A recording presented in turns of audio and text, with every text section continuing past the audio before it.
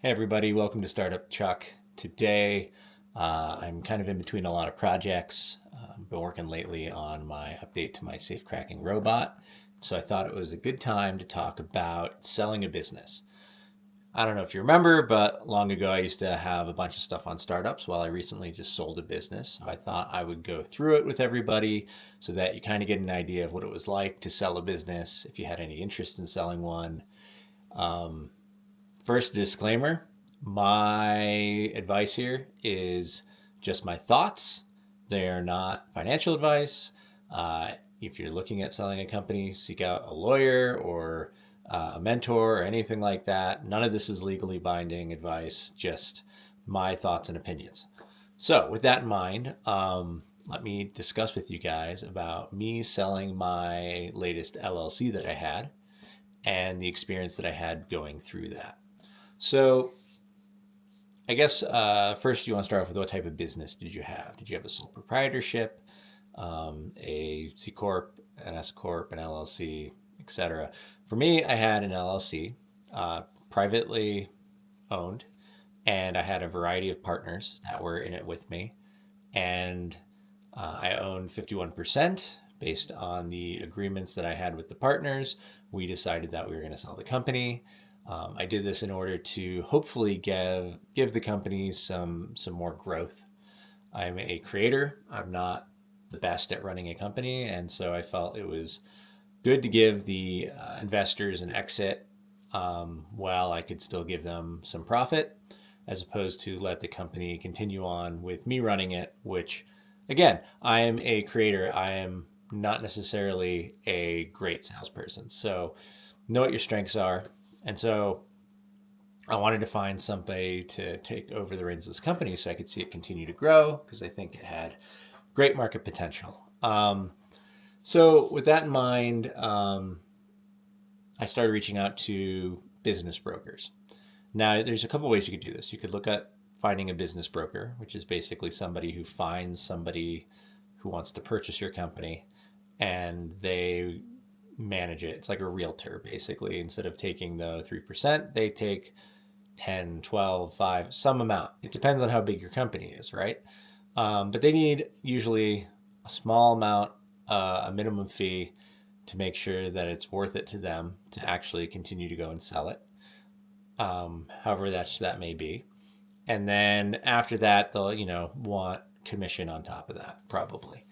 And so you can either go through a business broker. I found mine by looking up bunch of different business brokers online that were local to me, and then meeting with a couple of them, and then deciding who I like the best. Um, or you can also go and work on selling it yourself. So it definitely is worth trying to sell it yourself, especially now that I've done it once. If I would do it all over again, I may or may not work with a business broker. It made it really, really easy. They do all the paperwork. They have the escrow agent. They've got the lawyer to sign all or help create all the documents, and they're all pretty boilerplate, but protect you, the seller, which is great. And essentially, just and if you don't know what you're doing, it makes life a lot easier. If you do know what you're doing, you can still set up an agreement with a lawyer, and then you can find another party through friends or family or through local classifieds, things like that. Now, I actually didn't find the buyer for my company through the business broker. I had found them through actually one of my investors. And so then I met with that party, and essentially I felt like they were a good fit. It's kind of like dating. You got to think about, what is this person going to do to the brand that you spent so long creating? Are they going to have this skill set to continue it on, to make it grow? Maybe you're just trying to get a quick buck out of it and you just want to get out. Well, that's fine. That's different. But most people, I think, that if they spent the time creating something, they want it to continue to thrive, and they want the new owner to feel like they're getting a deal, and you personally want to feel like, you're not getting shortchanged on the sale. And so it's a trade off, right? Compromise on both parties. The price that you post your listing at isn't necessarily what you're going to get, right? You have to negotiate, and you may end up with less than you initially had listed it for. Um, and all of that can come out during the due diligence period where essentially, they're going to want all of your information. They're going to want your last 3 years of sales. They're going to want all your books, your inventory, your head count, key personnel, um, back tax returns, everything you can imagine, because it needs to be on the up and up. You're not trying to pull a fast one on anybody. Um, and if you lie, you could get in a lot of legal trouble, right? Like the company, if the person that bought your company comes back later on and said, "Hey, it looks like you falsified this information," they could try and claw back some of the sales money for the business because it was false information. So that's very important that you give true information. But at the same time, they're looking at your last 3 years of sales. So this is why it's very popular for like startups out there in Silicon Valley or wherever to essentially puff up their sales numbers by investing in huge sales teams and really pushing product hard, hard, hard, hard, hard. And then, their sales might be great. And then they sell the company, and maybe the sales will continue. But it was possibly a large amount of sales force that was required to maintain that level of sales. Or maybe they had an amazing salesperson, right? That decides that after the company sold, they don't want to be with the company anymore. So all those things are not so much important from the sales side where you're selling your company, but if you're buying a company, you can easily identify looking at the books, how much money was invested in advertising and in salespeople and things like that, to see whether or not there's a relationship there between very heavy into cost of sale. Let's see here. So if I were to do it again, I think I might still use a business broker, but I would be more concerned, or I would make sure that I twisted the contract in a way that better protected me, the seller. So for my example, I was working with a business broker. They did not find the party that I ended up selling to. I instead sold the company to another party that one of my investors knew. And because I didn't have in the contract that essentially if I had found the party, then, I might only owe them their minimum fee.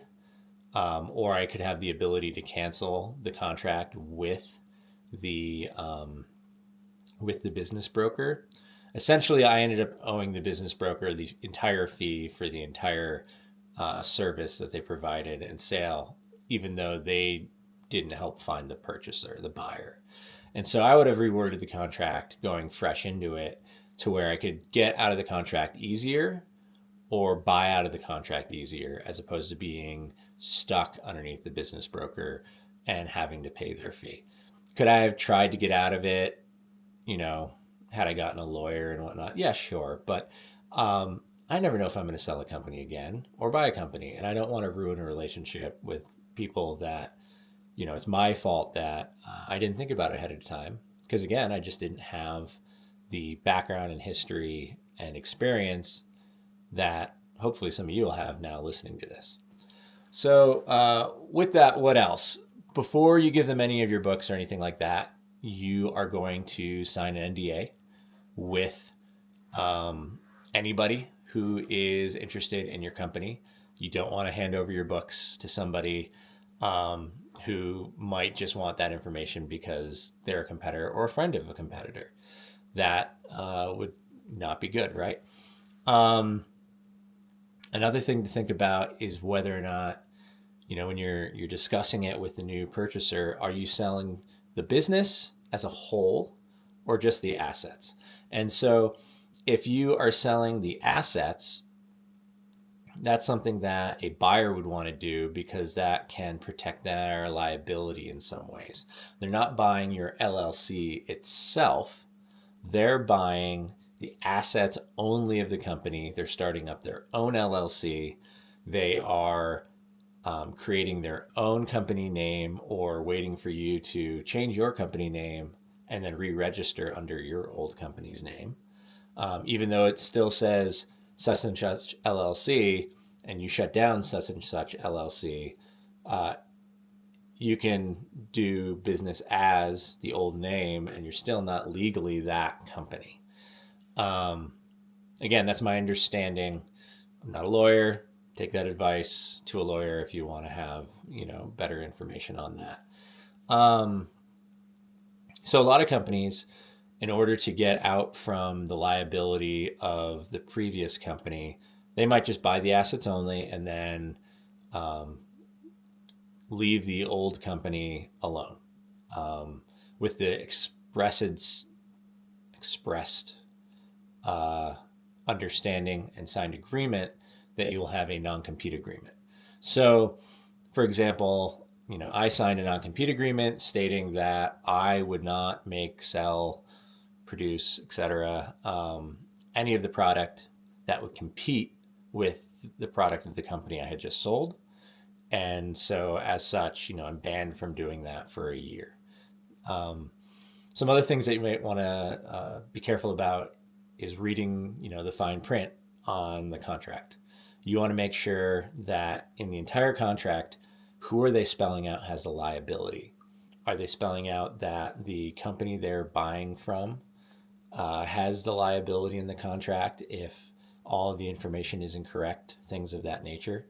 Um, or are they spelling out explicitly you as an individual person? I don't think that any individual person necessarily would want to be liable um, when the whole point of an LLC is to limit your liability, right? Um, with that in mind, if you lie when you're doing the sale, right? If you falsify your books, well, then you're breaching the liability veil. Like you are going to be liable no matter what. Um, this is only for people that are doing everything on the up and up, right? That's the whole point of an LLC is that if you do everything correctly, you should be protected liably, legally, etc., um, and not held personally financially responsible for company related issues unless you had gross negligence. But again, that's why everything is on the up and up. And once more, I'm not a lawyer. Talk to a lawyer about this if you want to have any sort of legal advice relating to that. Let's see what else. Okay, so once you agree with whoever is going to buy your company, etc., you talk with your business broker, your lawyers, or whatever, and you've got the price and everything finalized. Then you're going to want to determine a closing date. It needs to be a date in which the person who's buying the business is going to have all the funds available and in an escrow account waiting. Um, Essentially, a wire transfer takes a little while. It's not like 2 seconds. It could take 3 hours. It could take a day. But essentially, you're going to want to agree on a closing date, and then you are going to both of you confirm that the money's in the escrow account. You're going to sign the documents. Documents will be finalized. You're going to sign documents as well, stating that, if you're changing the name of the company, you'll sign them and then send them out that day to the county recorders or state or whoever, stating that you're changing your business name and that the other company is changing their business name to your old business name, etc. And then essentially, once all that's done and you've signed all the documents and the money has been transferred, then it's their company. They own it and they can do whatever they want with the assets. Or if you transfer the actual LLC, then they would have that completely, and then you're just pretty much done at that point, except for a few tiny things. So you're going to have to still close the company down, or in your case, if they bought the LLC, they're going to have to handle the taxes on it from the transfer date, things like that. But if they didn't buy the LLC, I believe that basically it's on you, right? You are going to have to settle all your taxes and all your debts and everything that occurred prior to that date it for the LLC that you still own. It's not shut down yet. And the other company is going to then take over all sales and taxes, et cetera, moving forward from that date. So there's going to be a point for a few weeks where you've got orders coming in and out, and sales coming in and out, and bills for things that had occurred prior to the sales date that now have happened, came in after the sales date, but were owed for services prior to that. So there's going to be a true up where either they owe you some money or you owe them some money. And in your contract agreement, essentially, you need to have that spelled out very clearly about how that's handled. Sometimes, that might be what cash in the account is left over for. If you sell the business, including the cash assets, then you could state that the cash assets in the business's accounts, bank account, will cover, those things. But if you didn't sell any of your cash assets, in the case of, let's say, an asset sale, then again, you're going to have to handle that true up amount. So either way, that is basically how it was for me. I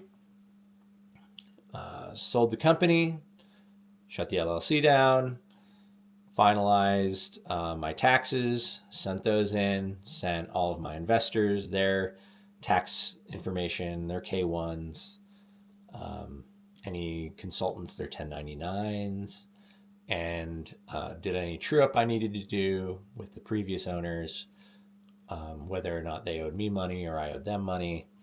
And then essentially that's it. Oh, well, there's one more thing. So you're going to have a training period. So that'll be in your contract, however much it is. Depends on the business. The training may be no training. You get everything and it's yours now. Like if you owned a pretzel shop, essentially you might train them, you might not. It's up to you. Someone could just come in and say, I know how to run a pretzel shop. I'm just buying you out. You're done. Alternately, like you see with big companies, sometimes the old CEO will stay on for a year as part of their contract agreement to handle a transition. For me, I stayed on for a set amount of time, up to a period, and then any more than that, I offered to contract if necessary.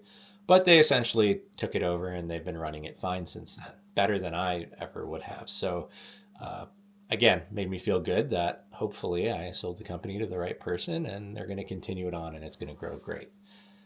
And yeah, so that's all I've got for selling your own company and kind of the experience that it was for me going through. And it wasn't nearly as painful as I thought it would be. But remember, when you do sell that company, you're probably going to make a profit that year on that money, and you're going to end up having to pay a lot of taxes. So keep that in mind. You may find, depending on how much you sold the company for, it was either really worth it or only marginally worth it. And, you might just be glad to get your time back after, not having to run the company all the time. Taxes, well, I can't give any advice on that. Again, talk to an accountant or a lawyer. So, hope this was useful. Please like and subscribe if you aren't already, and I'll catch you guys next time. Thanks.